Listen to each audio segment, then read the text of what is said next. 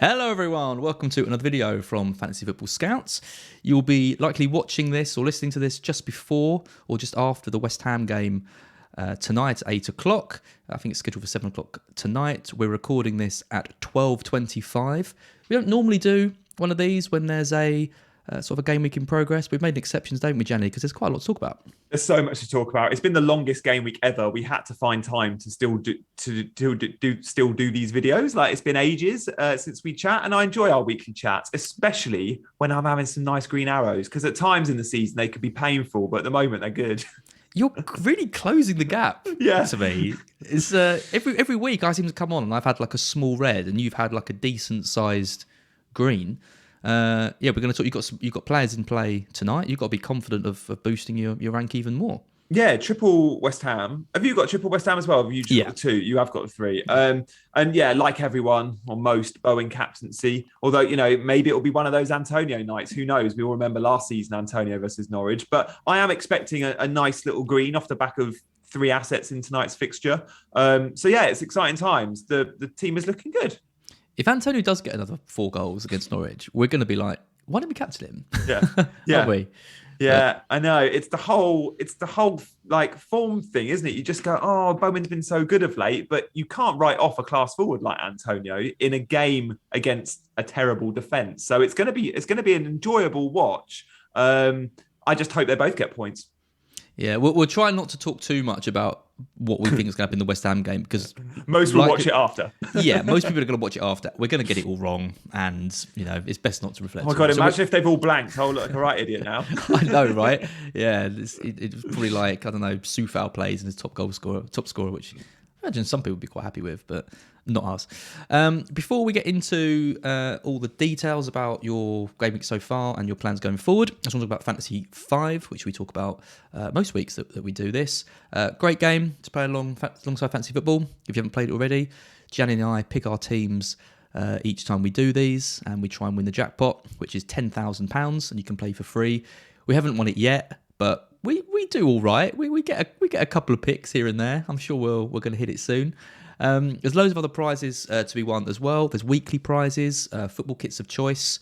There's monthly prizes. They've given away things like a gaming monitor, 4K gaming monitor, and there's like an overall great prize of Champions League final tickets. There's also a fantasy football league where you get £100 monthly to the winner of that.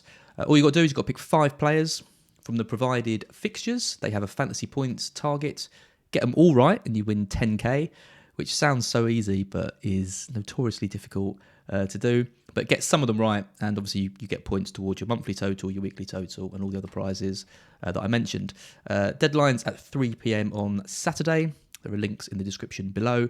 And at the end of this video, if you're interested, Gianni and I will be picking our selection to try and win that 10 grand. I guess we'd split it 5k each, would we, Gianni? Yeah, wild night out, I reckon. Yeah, although I'm doing it each week, I think maybe I should get 6k and you can have 4. Well, it depends whose picks come in, right? That's true. That's true. And we've got video proof of who. Yeah, we'll just look back and watch. We'll have to do a percentage. It's like, I only get 20% because only 1 of 5 was mine. Damn. That would be harsh. That would be harsh. It's gonna have to be 50-50 or there'll be arguments. I'm sorry. I agree. Yeah, let's call it 50-50. I'm happy with that. Right. So let's talk about game week. The game week so far. Yeah. So what game week is it? 21, right? It is going into 22. God, it's long. It's a long game week, isn't it? It feels like it's gone on forever. Yeah. You're on 52 points currently with -4.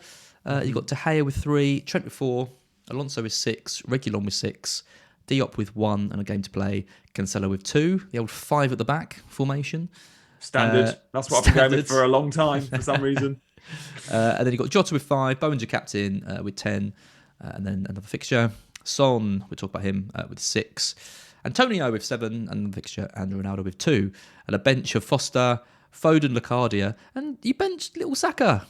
I did. I benched Saka with 6 points, and I did that to play Alonso. And when I made that call, you dug me out on Twitter, I think, Az. I can't believe you went Alonso over Saka. And I know I'm selling Alonso soon, and it's just like, give me one last hurrah or two last hurrahs, because he's obviously going to play in my double.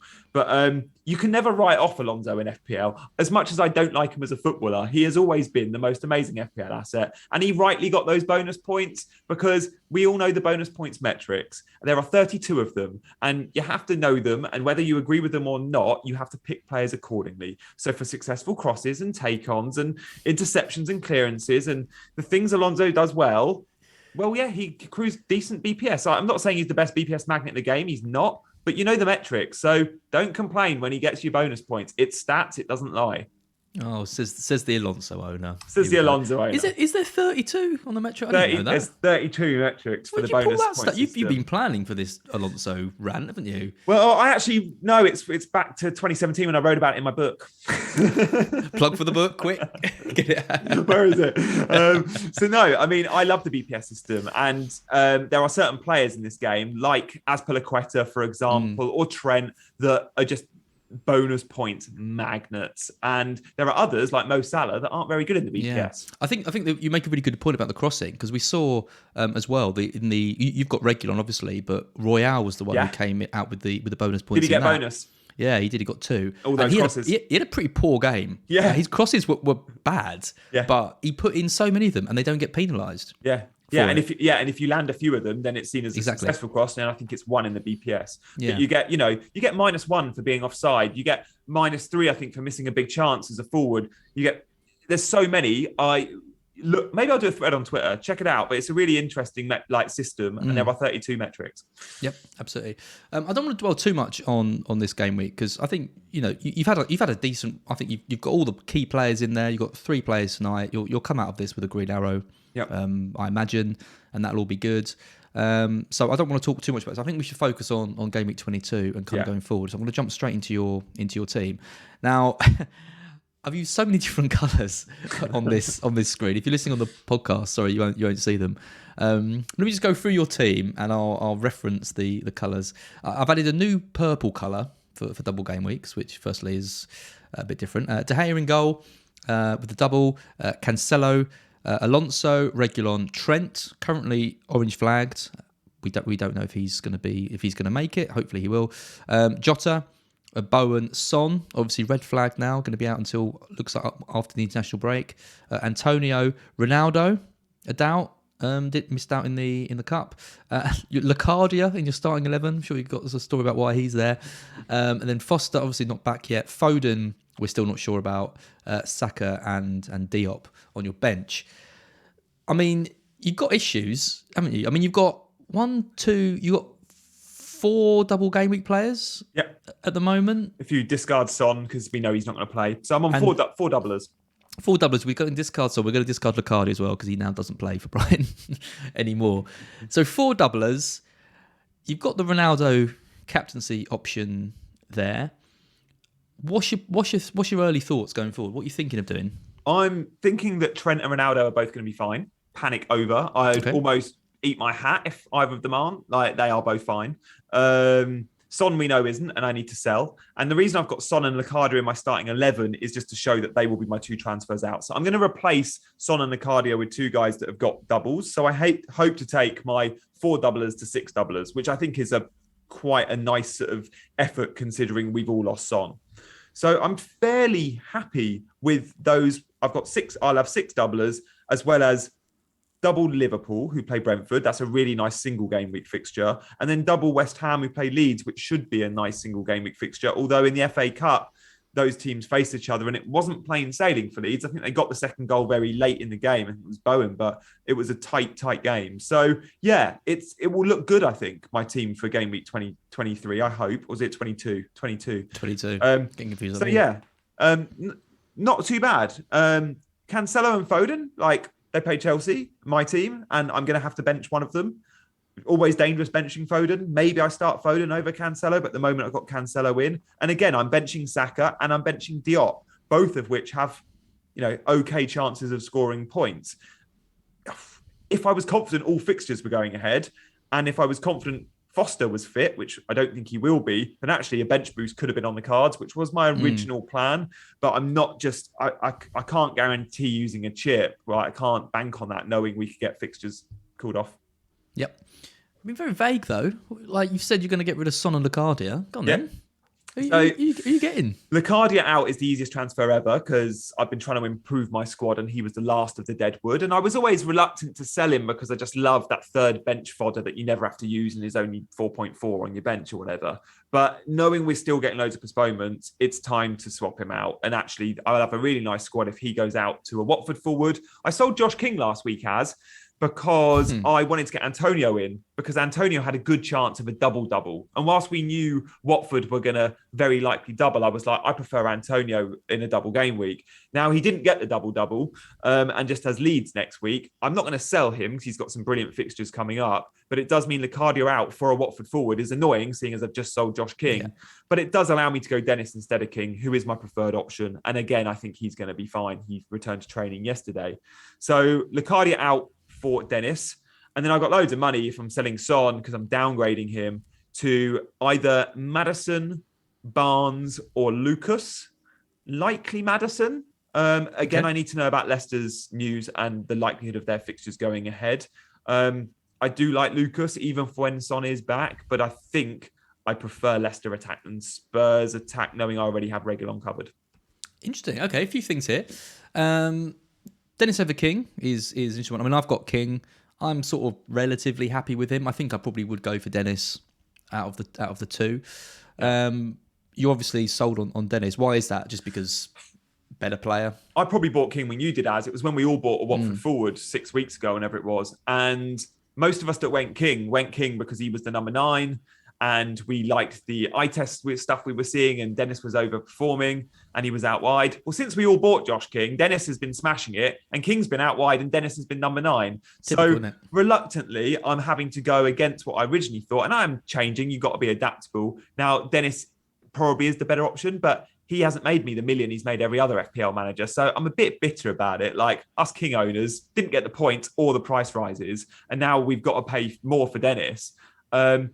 But no doubt Dennis will be moved out onto the wing. So who knows? But I'm going with Dennis and hope that he's going to be the number 9. And he's just looked so good in front of goal. My only concern is, has he thrown his toys out the pram because of AFCON? I hope he hasn't. I know he was subbed at 45 minutes and Ranieri has said he had a knock. I'm sure he did. And we saw he returned to training late and missed the FA Cup. But a part of me just wonders, you never know what goes on behind closed doors.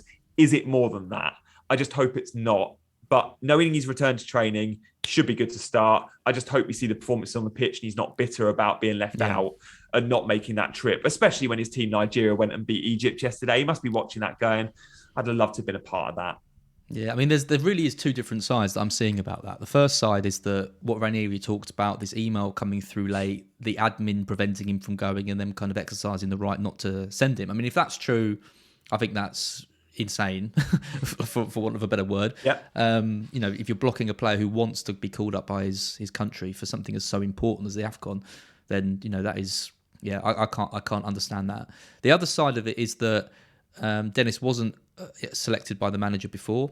Yeah. He kind of came into the reckoning very late with the new manager, and there's been some reports he wasn't happy with his kind of position in the side and didn't think he'd be used enough and wanted to put his loyalty to the club and help them in the relegation spot. So I think his attitude is going to be entirely dependent on which of those two is version true. A or B. Yeah, is it version A or B? And it's kind of impossible to know. I mean, selection wise, they're going to play him.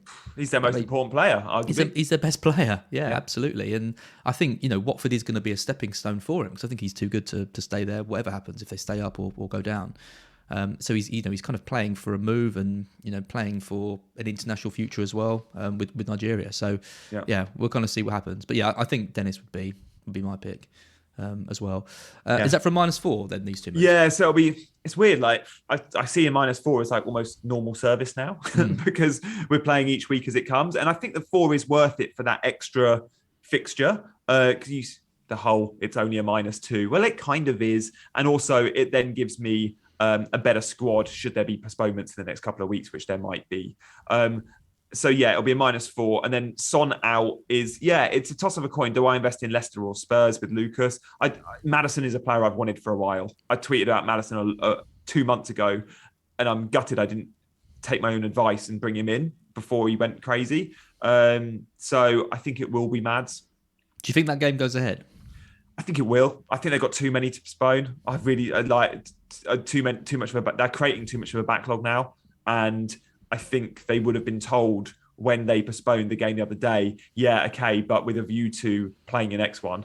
We haven't seen. I don't think we haven't seen a team with a postponement have 2 in a row yet, and we've seen a lot of teams have issues with numbers. And they somehow have always played that second game, even when it's a similar number to what they said would be for the first game. This would be a first. Talking to Neil's interesting, because obviously Neil's the big team news guy. He says they need 5 back for this game to go ahead, because they currently have 7, or is it 8? Maybe it's 4 back. They've got 8, and they need 12, or is it 13? 13, yeah. Yeah. So I think so it must be so 5. 8 and 13. So they need 5. They've got 3 likely to come back. Yeah, that injuries I expect. Which are injuries. Yeah. So they still need another 2. I'm not so confident as you that it goes ahead. And the deadline is obviously Friday, not Saturday. So we won't get, if it was an early deadline Saturday, we might get, that player's been seen on the bus or whatever. Leicester play away to Burnley, so they would travel on the Friday night. We'd see people getting on buses or checking into hotels. We're not going to get that now, because it's going to be an earlier deadline. It's going to be Friday.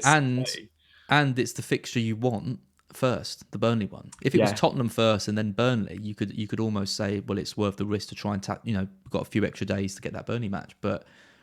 Because I think it's a good double game week for Leicester, really, attacking wise. I think Maddison, I think Barnes playing up top most likely, Lookman as well. If Daka is back, I think he could be a great sort of left field player to bring in. But I'm just a bit concerned that game doesn't go ahead. And if we know it is going ahead, then Daka is. I would almost be tempted to go Daka over Dennis and go maybe even double Leicester, because I'm with you. I see him scoring in both games. It's just we need to know if it's going ahead. I think by Friday we'll have good intel. I don't think it will be as good intel as it would have been Saturday morning, but I hope to have it.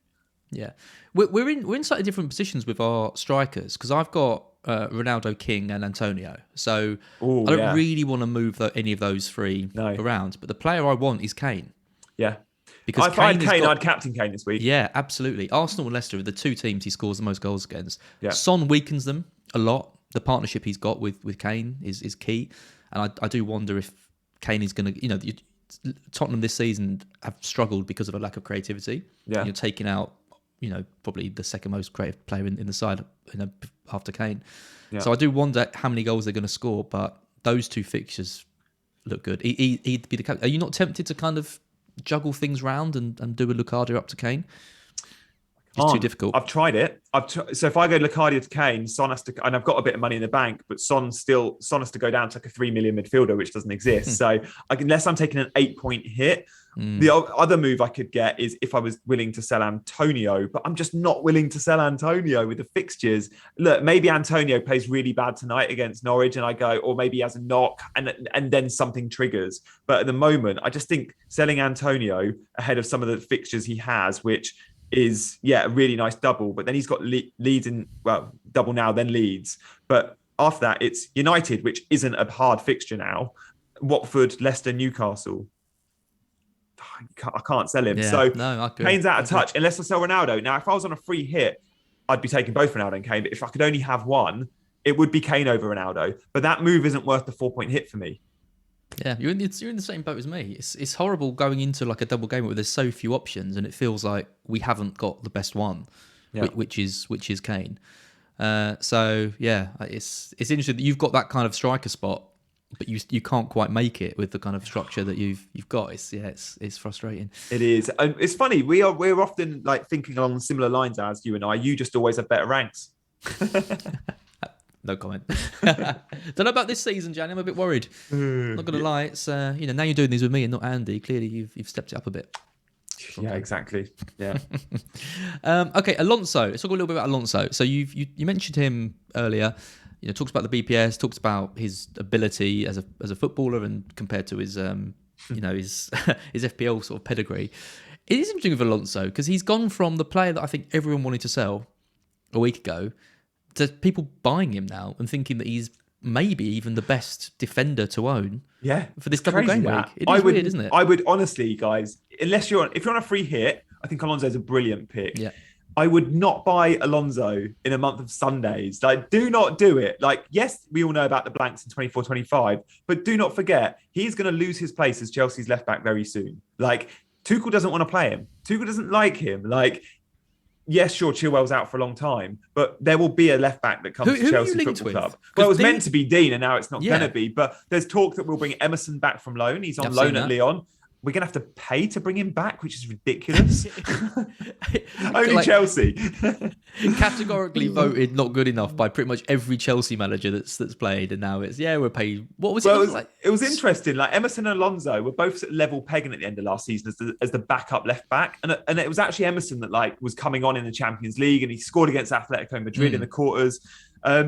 But Tuchel didn't fancy Alonso or Emerson. And I think he just said, look, we'll let one of you go out on loan. And it was like a bit like eeny, meeny, miny, mo. I don't think there was much behind it. I think Emerson probably maybe has a larger resale value. So we thought if Emerson goes out on loan, there's a chance Lyon buy him and then we make more money. But he's not happy with either. But right now, I think he takes Emerson over Alonso. And if he doesn't, then maybe we buy one in January. I do not think Alonso is going to be our starting left back for the remainder of the season. I really don't, after the transfer window.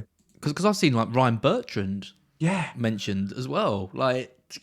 If we get Bertrand, maybe Alonso does keep his spot. But, I'm hoping we get someone with a bit more pedigree than that. And we are so much of our left backs, our wing backs, that whoever it is will get a good share of minutes. Like Alonso, of course, is still going to play a lot of games because we play so many and we ask so much of them. But he's not a favourite, and he definitely will be a rotation risk. Yeah, because I think what you're referring to is they got the double nows in 22, and then it's Spurs at home.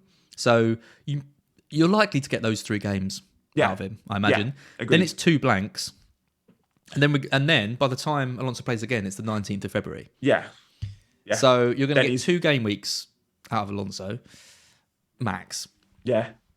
Don't do it. He's not worth the purchase. He's worth it on the free hit. I think he'd be my number 1 defender on a free hit, obviously after Trent. Trent first and then Alonso. Yeah. Yeah, because you just, you see that Man City game, you go, they're going to concede. And Chelsea, I'm sure, will concede. But the attacking returns you get from Alonso, and when he gets them, he features in the BPS. So, yeah. Yep. Okay, final... actually, got 2 more. Penultimate question is sell Lucas Moura to me, because I'm not convinced at all that I want him. So when Spurs play a 3-4-3, which they often do, he is nailed with Son in the team and Lucas. Now, they only play a 3-5-2 against the high line. So when they played Southampton, when they played Liverpool, Lucas does miss out because they play Son and Kane as a front 2. But 9 times out of 10, they'll play 3-4-3. That involves Lucas. Without Son, we know Lucas is at 100% nailed. So don't worry about minutes. You're going to get him with Lucas. The price bracket he's in for the amount of goal involvements he has is phenomenal. Like, the guy is the 3rd most likely Spurs points scorer after Kane and Son in terms of attacking. And he's like, what is he, 6.7? Like, you're getting a player that's sort of in a big 6 club for 6.7 that's going to be very heavily involved. And we can't reach Kane. So it kind of helps cover the Kane thing. It's Lucas Moura. And we don't every time we watch him, we go, he's average. When he does well, we say he's overperforming. He's therefore not ever been or will be the sexiest FPL option. But at the moment, he's looking good. And what Conte likes is hard-working players that will run a lot. And he does that. He ticks that box. And he's actually surprised me this season, since Conte took over, especially with his goal involvements. He's had some really well-taken goals. And I didn't realise he was so good in front of goal. So maybe things have turned a little bit. The tide's turned. But I think Lucas is a very good option. And if Leicester, there is doubt over their fixture, and we can't go to Maddison, and we can't go to Lookman, and we can't go to Barnes, Lucas will be such a heavily transferred in option. Yeah, because I think I'm likely to go for Maddison if the Leicester game's on the same as you. But there's such a limited pool of double game week players I'm considering that kind of puts more up. And you make some good points about him. Do you think in a 3-5-2 we could see Moura take that Son role as well? Because he's played up front sort of before for Spurs. Yeah, he has. At one point he even went to he played false 9 under Mourinho when they had injury problems. But I don't think we'll see a 3-5-2 against these opponents. Like, I don't think we'll see it possibly against Arsenal. I don't think we'll see it against Leicester. So there's a chance, but if it's 3-5-2, it will be Lucas and Kane, and then Ndombele or Dele comes into the midfield. If it's 3-4-3, yeah, I don't think that's going to happen. if it's 3-4-3, then it's Lucas one side, and then does he give Lo Celso some minutes? He's been coming on as a sub. Does he give Bryan Hill some minutes? Possibly. Or does he play Dele higher up and revert to that 3-5-2 because Son is out? I don't quite know, but Lucas is guaranteed to be the second or third highest player up the pitch when Spurs play any game, despite the formation, right? He's going to be close to the goal. Without Son, though, Spurs just aren't as good, are they? I know. That is the major thing. I think Moura without Son is potentially a better option than Kane is worse, just because we know with Moura we're going to get those minutes. Yeah. Now. So that is and we'll get them for a while. And when Son comes back, you still haven't got to worry too much about the minutes. So, he's played 2 lots of 90 in the last 3 with Son. And one of them was 17 points. He's had a 9-pointer in recent weeks. He's been doing well. He has been doing well. Did he get 17 points? Yeah. Yeah. Good Lord. Yeah, against Crystal Palace. Wow. Okay, final question is on Ronaldo captain. You aren't the biggest United fan. Let's putting it mildly. But you're backing Ronaldo in these 2 games. I mean, the Villa game, how United won that game, I don't know. They're not going to win that game if they play like that. If I had a pound for the amount of times I've watched Man United win 1-0 and not deserve the victory, I would be a very rich man. Honestly, it's so annoying. And I'm like, oh God, this reminds me of like Fergie United. So many Uniteds. But Villa were really good, and I expect Villa to score against United. Having seen them play United, I now expect Villa to score against United. The added bonus for Villa is Maguire's probably going to play as well, which would be nice. I know. It's harsh, but probably quite fair at the moment. Yeah, I mean, there were still errors in that defence. Like Varane and Lindelof, there were still errors. Like Watkins hit the bar from a huge Lindelof error. But I still looked at that defence and thought, it's probably better without Wan-Bissaka and without Maguire at the moment. But I think I am going to have to go Ronaldo. Villa and Brentford, it's the Brentford game. Like, the Brentford game is lovely. We've just seen Southampton score 4 against Brentford. I expect United. Yes, it's at Brentford. But if I had Kane, it would be Kane, but I don't. So other than that, you're going to back a doubler. Therefore, it's got to be a United or Spurs asset. I think I'm not willing to go to Watford. As good as Watford have been attacking, Dennis isn't a captaincy option for me. I just cannot trust a team right at the bottom of the table to score goals at any given week. Not a little bit tempted by the single game week Jota? No, always a doubler. I'm so big on doublers when it comes to things like each selection and captaincy and even taking hits. Just love the idea you got 180 minutes rather than 90 to do something. So, I mean, Jota and Trent have got amazing fixtures, but I've got an amazing fixture, but I'll always back the guy with minutes. Yep. Awesome. Really nice.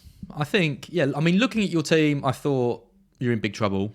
But, you've made a good case. I think, with your -4, you should be in fairly good nick. So your team would be De Gea, Cancelo, Alonso, Reguilon, Trent, Jota, Bowen, Maddison or Moura, Antonio, Ronaldo and Dennis. Decent. Yeah, I do think it will be Mads over Moura. Although the fixtures aren't brilliant long-term for either, but Maddison's just been amazing. And I was really impressed with the heat map. When Lookman played number 9 in the FA Cup, it was Maddison almost alongside him. And if Daka isn't back, I think it will be the same front two. It was Barnes left, Lookman and down the middle with Maddison just off him, and Maddison was as advanced as Barnes and Lookman pretty much. It looked pretty good for Mads owners. Yeah, agree. I love people talking nicely about my lovely Maddison. Yeah, well, he's been your guy for years, isn't he? Everyone written him off. And I've always been convinced he's going to smash it. I really hope if he has a really good second half of the season, I'll be, if he gets back into the England reckoning. Because there was a point, wasn't there, when him and Grealish were kind of 50-50, and then Grealish just pulled away, and it's just been even Mount. Very different. There was talk, Maddison or Mount at one early stage. I do think with England, Southgate just doesn't like him. There's something there. Southgate took a long time to warm to Grealish when we were all saying put him in, and he's taking a very long time to warm to Maddison. I think Maddison is a player that needs the team built around him, whereas I think Grealish is someone who can thrive in kind of any any position. And that's probably the same the same as Mount as well. You don't build a team around Mount. He can play. He's so versatile. He can play wherever you like. But I do think Maddison's got quality to match those two. It's just the consistency and the injuries, I think, are holding him back. Leicester will do well to keep him if he carries on as he's been going this second half. Then he'll be sorry, Leicester fans, but he'll be at a bigger club, I think. Yep. Well, imagine him at Spurs. Yeah. He would fill. He would, if they get rid of Dele Alli and Ndombele, Yeah. Maddison could be the perfect play for them. Yeah. Imagine Maddison playing behind as a number 10 if he went with the front two and he had Son and Kane ahead of him. That'd be some front three. Yeah, I'd like that. That's like a Football Manager-esque. Yeah, it is. Okay, that's great, Gianni. Let's talk Fantasy 5 before we finish. So we got 5 games to look forward to on this. Burnley, Leicester, Aston Villa, United, Liverpool, Brentford, West Ham, Leeds, and Spurs, Arsenal.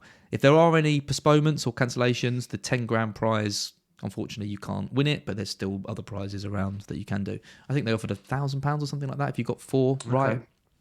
So yeah, just keep your eye on that and kind of how the rules change based on that. Okay, so let's start with Burnley, Leicester. Let's assume these games are kind of all going ahead. We got Daka at 6.5. I think we've got to go Leicester player, right? We've got Daka at 6.5, Tielemans 7.5, Maddison's 7.5, Barnes 7.5. Like any of them? Probably got to go Mads after what we've just said. I think so.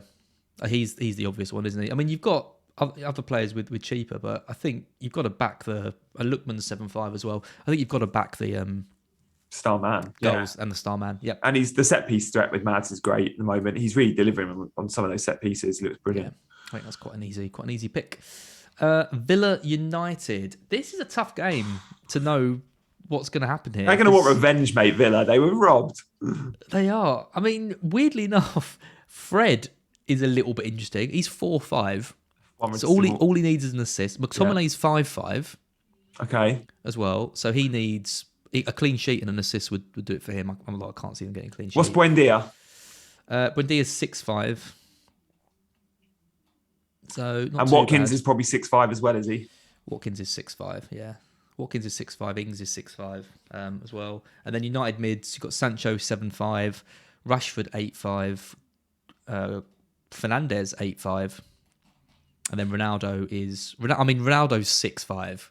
Is he? Yeah. Oh, it's got to be Ronnie then. I mean, that's probably a bit low, isn't it? That price. Very rare. Knowing Rashford's 8.5, yeah. Ronaldo's 6.5. That seems too good to be true. The injury maybe is maybe making them think to price him down. It's very rare that I look at a Fantasy 5 selection and think that player's been underpriced, but I think Ronaldo's got to be at 6.5, right?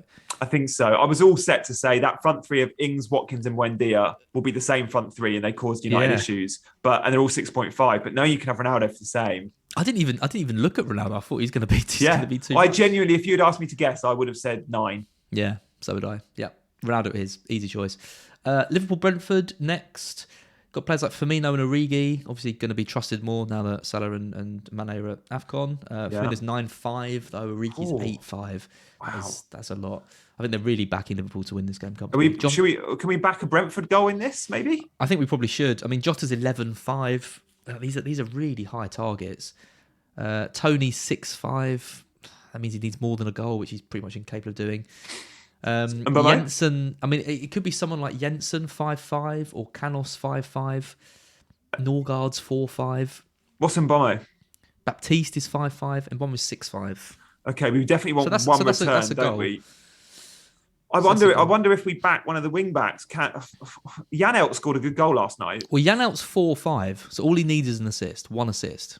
I mean, I haven't watched him closely, but I don't think he's the most advanced midfielder. But he was in a very good position to score the goal with that sort of late run into the box, knowing he only needs one return off the back of a goal. Yeah, I'm happy with Janelt. The only one that might sway you is Trent is 9.5. I think I'd go with what's that? 3 returns. Yeah, he needs a clean sheet. Clean sheet and 2. Clean sheet, yeah. The clean sheet and an assist wouldn't do it. That would get him 9. So we need a goal. You need a goal and a... Yeah, I think that's probably too much. Okay, let's go with Janelt then. 4.5. God. The only time we ever pick Janelt, wasn't it? That's why I quite like this game, though. You end up with players like that. Okay, West Ham Leeds. Antonio's 8.5. Souček 7.5. Bowen 8.5. They're probably the main ones. What's Bamford? Because there's talk that he'll be fit. Bamford's 6.5, so needs a goal and something else. There's a good chance he just comes off for 10 minutes at the end, isn't there? I'd rather have Antonio. Yeah. I think. I'm happy with any of those attacking West Hams then. Well, it's at the London Stadium, which makes me think, the ceiling is higher. I mean, Dallas is 5.5. I picked Dallas last week and he got a Did he get a goal? He got a goal or an assist, and he had a low target. Okay. But he'd need a goal. I think he was 4-5 when I picked him. Now he's 5-5.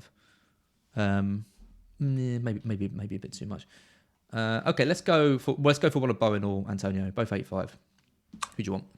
I reckon we should probably go Bowen on form. Bowen? I mean, we might be watching this off the back of an Antonio hat-trick against Norwich, but we can always change it. It's the beauty with this. You can change it late. Imagine if it's that selection that costs us the money. Okay, and the final game is Tottenham-Arsenal. So Kane, he's been 6-5 for quite a while now. He's up to 9-5. Wow. Now. Lacazette 6-5. You've got Son 8-5. Moura 7-5.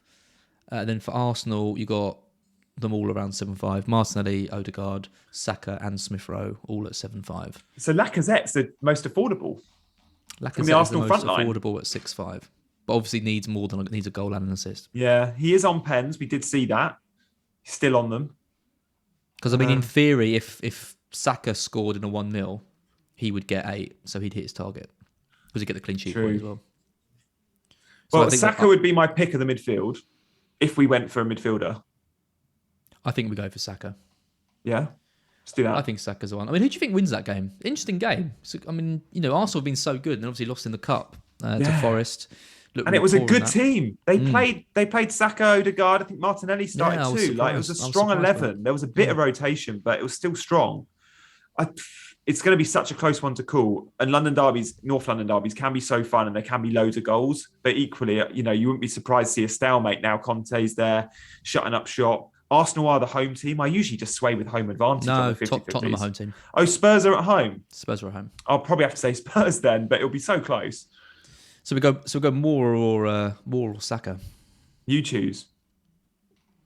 Let's go for Moura. We've been picking him up. Yeah, I mean, I'm going to have Saka on my FPL bench, so I'll be happy with a blank. Yeah, let's go for Moura. So Maddison, Ronaldo, Janelt, Bowen, and Moura. Good five. Nice. Sorted.